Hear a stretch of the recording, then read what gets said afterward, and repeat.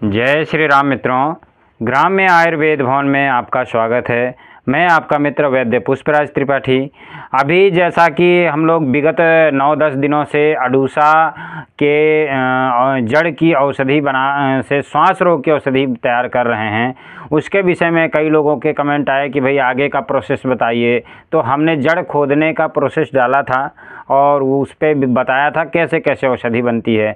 आगे का प्रोसेस जो हम आपको बताने वाले हैं, तो ये आप जो देख रहे हैं इसको जो है कठौती बोलते हैं। पत्थर की थाली होती थी और इसमें आटा लगाया जाता था, आटा गूंदने का काम किया जाता था। तो इसको हमने ले लिया है पत्थर की कठौती यानी थाली, और इसमें देखिए जो ये वासा की जड़ें हैं छोटे छोटे टुकड़ों में काट ली गई थी। और इसको किस लिए रखा गया था कि मतलब ये जड़ों को अलग करके इसमें अंदर ले आए हम लोग। अब ये जो छोटे छोटे टुकड़े हैं पूरी तरह से इनमें जो बकरी के दूध का जो घृत का अंश होता है यानी जो फैट कह लीजिए, वो इन जड़ों में सोख लिया गया है। तो अब इसको करते कैसे हैं हम लोग, ये आपको बताने वाले हैं कैसे तैयार करते हैं। तो जैसे हमने ये अडूसा की जड़ डाल दी हमने कठौती में, और ऊपर से देखिए ये जो बकरी का दूध हम लोग प्रतिदिन ताज़ा दूध लाते हैं, तो इसको हम इस तरह से डाल देते हैं। ये पूरा बकरी का दूध, ठीक है, ये बकरी का दूध डाल दिया गया। ये अब ये क्या होता है कि इसको धूप में रख दिया जाता है। धूप में रखने के बाद जो ये जड़ें हैं, इन जड़ों ने दूध को पूरी तरह से अपने आप में सोख लिया है। जो थोड़ा बहुत दूध ऊपर बचा हुआ है, तो दिन भर हम लोग इसको थोड़ी थोड़ी देर में चलाते रहेंगे। चलाते चलाते क्या होगा कि इन जड़ों में जो दूध है, दूध वाष्प बन के उड़ता रहेगा, और जो उसका घृत अंश है यानी घी वाला जो हिस्सा है, घृत अंश या जिसको फैट कहते हैं, वो जड़ों में सोखता चला जाएगा। तो इस प्रकार की जो ये प्रोसेस है, इस प्रोसेस को पूरी तरह से 40 बार किया जाता है।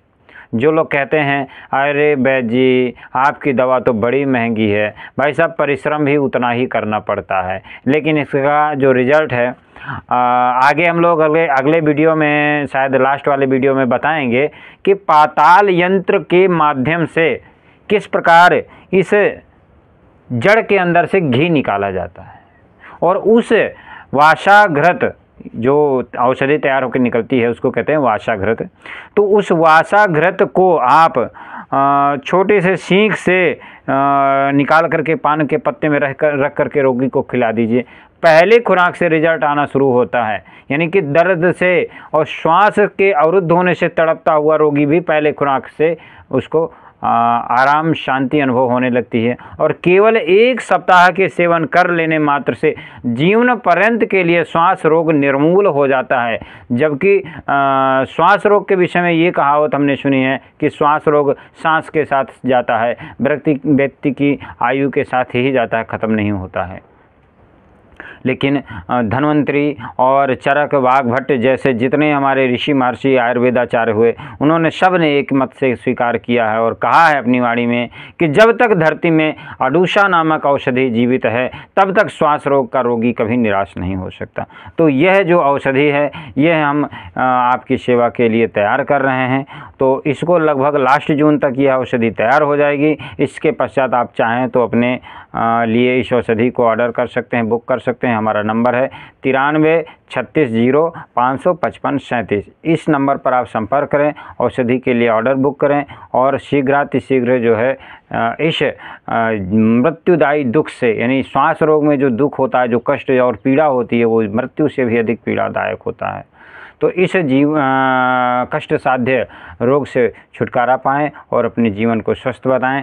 आज के लिए इतना ही, फिर मिलते हैं अगले वीडियो में। और आगे की प्रोसेस जानने के लिए हमसे जुड़े रहें, ताकि यदि कोई इत्र मित्र अपने आप बनाना चाहता है तो उसको सही गाइडलाइन मिले, सही दिशा निर्देशन मिले। इसी के साथ आज के लिए इतना ही। जय श्री राम।